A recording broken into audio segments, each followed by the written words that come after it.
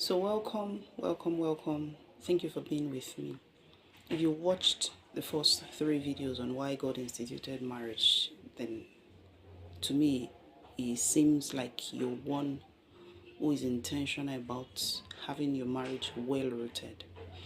And my prayer is that God will root your marriage so firmly, so deeply in Him that generations down the line they will enjoy the blessings and the ripple effect of a well-rated marriage. So today we'll be discussing conflict resolution in marriage.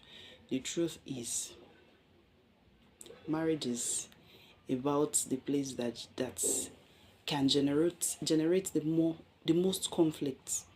And after you've been married for a while, you would be shocked at how often you can also get offended. And I believe the conflict would happen so often because one, as married couples, you no longer live parallel lives. I mean, you just have to go together. And on some levels, there may be one of the couple who is not willing to go. That's the way I say it. Who is not willing to follow that path. So that many times that may generate conflict. And you know when the Bible says iron sharpeneth iron.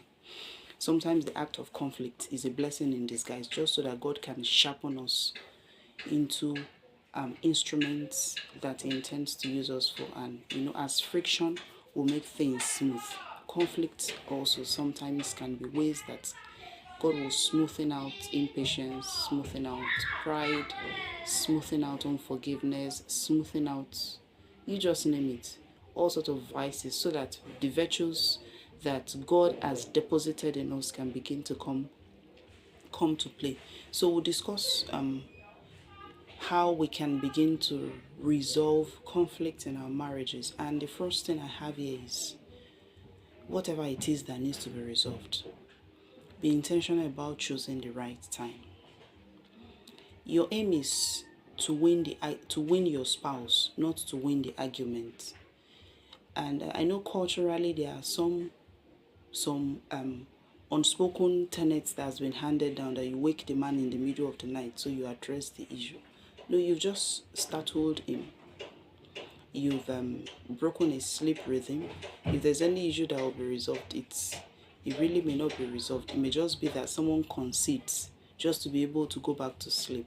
It has not been resolved. It will probably show up maybe in another 2 weeks or in another 2 months. So there's something called the old principle. It means you would not want to resolve conflict, whether maritally or in any other relationship, with someone or you yourself. If you're hungry, you are hungry, you're lonely, you're tired. So you want to check off that, okay, none of this is happening at this moment with me or with my spouse before I bring up such conflicts that needs to be resolved. The truth is, when we're hungry or we're angry, nerves are raw.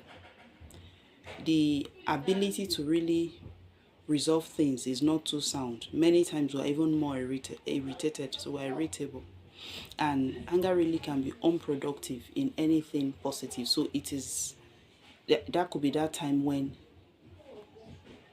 you just had the argument and both of you are huffing and puffing.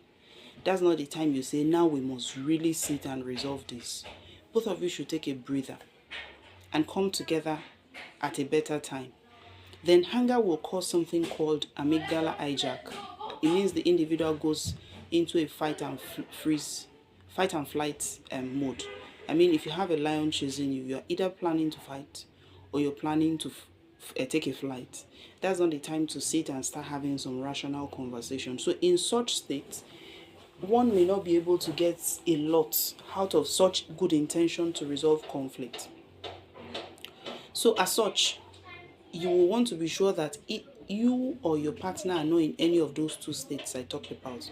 Now, the rational mind would make sound judgments, sound decisions, because it processes informations a little more slower. That's in 500 milliseconds.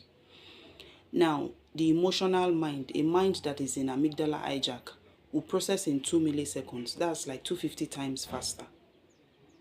So as you're speaking, he or she is processing it so fast, and has thought about it in so many different directions, some related, some not related, some not even coherent or rational. By the time he or she will respond to you, chances are you cannot really get the conflict resolved. It many times will rather get escalated. So you want to be sure that none of these two are happening at the time you want to resolve conflicts. Personally, I would even discuss with some people that why not take him or her out, let it be a surprise outing, so such that he or she is in a positive frame of mind. Then it can then be okay. So now there's this thing that has been on my mind, and I would like us to resolve it. And if it's not someone who likes to go out, okay, can it be that you organize a cozy atmosphere where you know my partner, my spouse, my husband, my wife's mind is in that rational state that we can bring up a conflictual discussion and still be able to find resolution. I said earlier, your aim is to win your spouse, not the argument. If you win the argument, chances are you have lost your spouse. So now, if the individual is also lonely and tired, is experiencing a lot of hassle at work or a lot of challenge in his or her business, or is just physically tired. I mean, the man comes home by 8 p.m. and is exhausted, and that's when the wife wants to sort out the issue. Or the woman has not slept all night because she was nursing a sick child, and the man wakes up in the morning and says, now we must trash this. This Saturday morning is the day I have planned to get it sorted. You planned it, she didn't plan it. And your body may be in a rested state and you may be in a better frame of mind to be able to discuss it, but she isn't. So you will not have such an issue de-escalated. You rather want to pick a proper time. So proper rest is essential for conflict resolution because the attention, the focus is better that time. When James chapter 1 verse 2 to 5 says, my brethren, count it all joy when you fall into various trials, knowing that the testing of your faith produces patience. But let patience have its perfect work in you, that you may be perfect and complete, lacking nothing. If any of you lacks wisdom, let him ask God, who gives to all liberally and without reproach, and it will be given to him. Patience has to be perfected in us, in the covenant of marriage, if it will work. The truth is, except death do you part. You have the entirety of your life to be with this man, to be with this woman. So when some conflicts feel so urgent, if there is nobody's life at risk, I tell you, they are really not as urgent as they seem. It is our emotional state, amygdala hijack again, makes you feel like that we're in danger. I must solve this or not. I mean, how can she take me for granted? How can she disrespect me like so? You will still be with this woman for the next 40 years. And she will still honor you and still respect you, that in 10 years' time, that memory seems like a mirage. So patience has to really have its perfect work in us if we're going to really enjoy the ministry of marriage. So loneliness, tiredness will not be good time. You want to look for a more appropriate time. So before you want to bring up such, and if it then look like, okay, when is it going to ever be an appropriate time? That's why James says, if anyone lacks wisdom, let him ask God, who gives liberally. So if that means this thing, you go to God in prayers, this thing is really burning me up, or I'm really vexed, or I am really scared, or whatever your emotional state is, take it to God in prayer and ask God, give me wisdom as how to bring this up with my spouse and how we can find resolution to this. It could be a recurrent conflict, it could be a one-time conflict, but by all means, tell God about it before you even tell your spouse, and tell God more about it than you tell your spouse. It says the heart of man is like the ocean, and it directs the course as it pleases. So your spouse's heart is also like the ocean waves in God's hands, and it will direct the course as it pleases. But will you take the pains to seek his own insight on it, to seek his own input, before we say, no, I must order it the way I want? And at the end of the day, please, regardless of any conflict it is, for someone who values the covenant of marriage, your aim should always be that I want to win my spouse, not the argument. So that's the first thing you want to keep in mind. Choose the right time when there's a conflict that needs to be resolved. The second thing is, you want to remember to stay in the here and the now with one issue at a time. It could be that maybe the man today raised his voice at the wife and embarrassed the wife in public. He did it today. and the issue is supposed to be resolved maybe today or whenever. Now, as the wife, he may have done it last month and maybe upper month, and also put you down maybe 6 months ago and maybe a number of times, and I want to believe you feel sad about it, or probably angry, whatever the emotion that may follow from such an experience for you. But if your aim is to discuss the one that happened today, you stay with that in the here and the now, because today's problems are enough to deal with. When the Bible says, therefore, do not worry about tomorrow, for tomorrow will worry about itself, it could also have said, do not worry about yesterday, for yesterday will worry about itself. Because many times when we bring it from the past, apart from the fact that validly there could be some emotions around it, many times we also bring it back with grudges that are based on past resentment. Usually it will affect our ability to see the reality in this current situation. So the grudge blows the current situation out of proportion, that it almost seems like an unresolvable conflict, or we expect more, you will expect more in return than the grievance that has occurred. And many times the partner may not even remember as much of what it is that you're bringing back. So if the aim is to resolve one conflict, we'll resolve that here and now, and not bring back so many layers, because grudges will ultimately create bitter roots. And if we say we want God to flow through that marriage, God will not flow through bitter roots. So it will not allow the positive fruits of the Holy Spirit. And the truth is, most people hold grudges. I said it earlier that marriage would test everything you have, that you would even be shocked at how much conflict can be generated in a relationship by people who once said they love themselves. Okay, but like I said, everything works together for good for those who love the Lord and are called according to his purpose. So now most people who keep grudge, it puts a lot of strain, both mentally and emotionally. It's almost like it tapers and ties the person down to the incident that is long gone. It's the same thing with malice. It's like drinking poison and expecting another person to die. It's not the best in marriage. It begins to tear the very fabric of the covenant of marriage. So within grudges, you become very tied emotionally to such a situation. You cannot really be rational. Okay, so what was my own part in that? What could I have done to begin to unravel the tapestry of that conflict? Was it all entirely based on what my partner did? Is my emotion entirely justifiable if I consider it in light of what I also did to contribute to such a conflict? Because once we are stuck in grudge, in bitterness, many times it's difficult to move forward with conflict resolution. So in the here and the now, you want to remember to keep one issue on the discussion table at a time. Even if the issue is similar to the one that happened last week, upper week, last month, last year, don't mumble everything together. Don't say it's the same way you also did that one down last week, and even upper week, and even when my sister came and she saw you did that, then my mother was even. Let's stay with the one that is happening here and now, and deal with that. Because this, for men, usually they oftentimes happen to be the victim of drowning effect. They can't speak as many words as a woman will speak. They cannot process as many words as a woman would process, because I think it's just the way they've been constructed by God. So once a man gets drowned, he just checks out. So if he still respects and honors the marriage, he will sit there, but his mind is not there. It's just the wife who is resolving the conflict alone. Okay?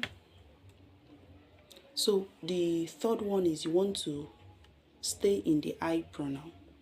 There are some statements that are called you statements. Example, you are always late. Waiting for you is pointless. Counting on you to come home in time is never going to happen. You continue to disappoint me by not keeping your word. You don't care about anyone except yourself. Use statements attack the individual that you're trying to resolve a conflict with. If you're trying to come together with me so that we can walk towards a common goal, and you start to shoot arrows at me, I would either begin to fight back or I take a flight. So you put your spouse in that position to, again, either escape or attack you. Is one of the two. Rather, you want to use I statements. I statement will allow you to take responsibility, would allow your own responsibility for your own behavior, would also allow them to take responsibility for their own behavior, but it allows you to take responsibility for your feelings. Example could be, I feel embarrassed and unvalued when you shouted at me. So then, I would want to appreciate you don't shout at me next time if you have to communicate something to me. And if you do that subsequently, I would walk away. Not because I don't value you, but because I value myself. And I would not want to sit in such an environment with you while you keep shouting at me. Okay? I have not said you're always shouting. You don't see any good in other people. You shout at other people. You always feel so proud of yourself. It is just you statement. I address the way it makes me feel. I stay with the issue on ground. Then I state what I want to happen going forward. So when you use the I statement correctly, you remove accusatory tone in the statement. You allow the person to express a point without getting defensive. So when you use I statement, the person can then say, oh, I'm sorry that I shouted at you. I was just pissed off, or I was just stressed, or I was just exhausted. Okay, subsequently I will not do that, because I have not come with a tone of accusation. I have not come with the intention of attacking the very individual that I'm trying to resolve conflicts with. So there are three important components to I statement. You state your feeling. I don't like it when you shout at me. It makes me feel not really valued. I would not really want to keep tolerating that. Then you connect it with the issue on ground. You could have spoken to me in a better way. You could have taken some breath before you talk to me, then stating what you want to happen. Going forward, I really will not want you shouting at me. If it keeps happening, take it that I will take a walk. Not because I do not respect you, but because I value me too. So it could be resolved in as simple as that. And then you give the person opportunity to respond. So the ability to own your own feeling will now allow your spouse to hear more vulnerability and honesty, because now you're really digging deep into the complexity of that issue for you. And if you can really dig deep into the core of you, you give the person opportunity to also dig deep into himself or herself. And then you will be able to give each other listening ear and mutual respect. So this will allow for a much stronger possibility of your spouse engaging in dialogue and, of course, eventual resolution of the conflict in question. Then the fourth principle you want to keep in mind is attack the problem, not the person. You know, after a while of being married, people begin to take their spouse for granted and just feel, I think it's for better for worse now. He or she will take any junk I pour on them. No, it's not right, it's not godly, it's not biblical, it's not humane. And most people would only take it so long till they take a walk. It's not the best. So labels like he's stupid, he's a slob, or saying things like I don't want to be around you anymore, or even things like you always, you never, you always, you never, they're called cognitive distortions, because there's nobody who always and there's nobody who never. It's like you always come late. It's not true. There are probably like 10% of the time that individual comes early, or like you never help around the house. That's not true. If you really check well, there may be 2%. So it is not never at the end of the day. Or statements like you call yourself a husband. I mean, that is just attacking the very, that's below the belt. I don't know what word to use again. So there's an issue that's happened that you're deeply disappointed as a wife. But then you don't begin to ask him questions like you call yourself a husband. So who is he? Is he a wife? Is he a brother? Is he a pastor? Is your husband? So even if you're not pleased with what he has done, please don't attack the very nature, the very identity of the person that God has called you to work in unity with. So you want to attack the problem, not the person. If you see that your comments are aimed at making the person feel small, your intentions are misdirected, is not to resolve that conflict, I tell you. So now when agitation occurs, you want to know that there could be risk of you attacking the person and using inflammatory words. So sometimes you may need to take a break, take a breather, even excuse yourself and come back when you know you're a bit calmer. So of course, when you then take that breath or the break, you ask yourself, what do you want from this conflict resolution? Do you want your partner to understand you better? Do you want to feel closer to your partner? Or you want an apology? Of course, you have to state how it makes you feel, how you think it could have been done, and the fact that I think I deserve an apology. Or do you want to punish your partner by making them feel guilty? Or you want to shame them? Or you want to wound them as much as they have wounded you? Truth is, if I have a cut here and I go pursuing the person who cut me with the intention of giving the person the same cut in the same location, how does that help me? No. My own wound is still there that needs to be dealt with. And of course, I then have the added guilt of I have wounded another person. So hurting another person because you've been hurt, especially your spouse in this case, is a no-no. Note that if irritation and attack happen, such as with question 4, like do you want to punish your partner by making them feel guilty, shameful, or hurt, it really will be very difficult for you to achieve your aim in number 1 and 2, which is, do you want your partner to understand you, what you felt from that experience, what you took away from that experience, how you want it done subsequently. Do you want the partner to feel closer to you? Because the aim of resolution is that so that we can come closer. I mean, there has been a friction, both parties have gone some distance, and now we want to come back together by resolving the conflict. So if you bring frustration and an attack to the person of your spouse, you won't be able to achieve 1 and 2. So it's important you take a breather, reflect, then of course you come back implementing 1, 2, 3 to address the conflict that may be on ground. Then the 5th one is active listening.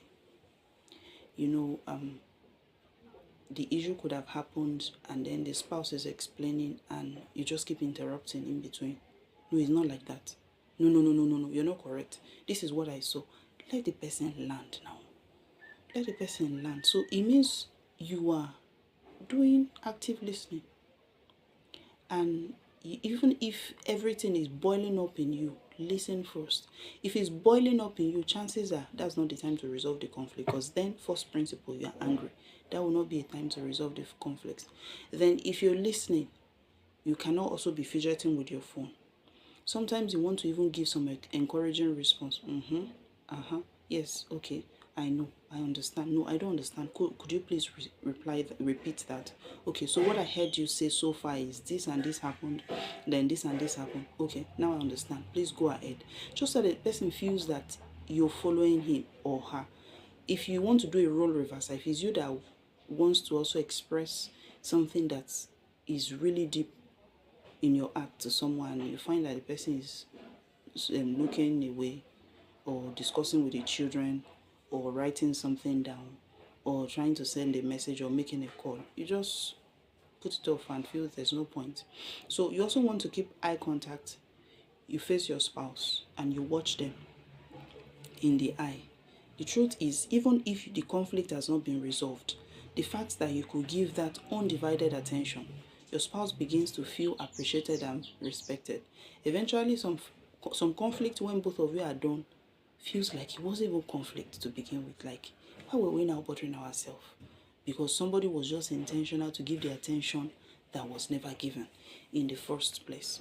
Okay? So when the Bible says, if one gives an answer before he hears, it is folly and shame. That is what happens when people begin to interrupt. When we begin to complete people's statements for them. I didn't write that. Solomon did. Then James chapter 1 verse 19 says, know this, my beloved brethren. Let every person be quick to hear, slow to speak, and slow to anger. When God gives us 2 ears and 1 mouth, it's because he knows that we would need to listen twice than we will speak. So if you want to do listening ratio versus speaking, Really, if we all did that in marriage, I'm sure there wouldn't be as many conflicts. So that takes care of the first part of this conflict resolution. Join me next week for the second part. I wish you a healthy, happy, God honoring marriage. Thank you for staying with me. Bye.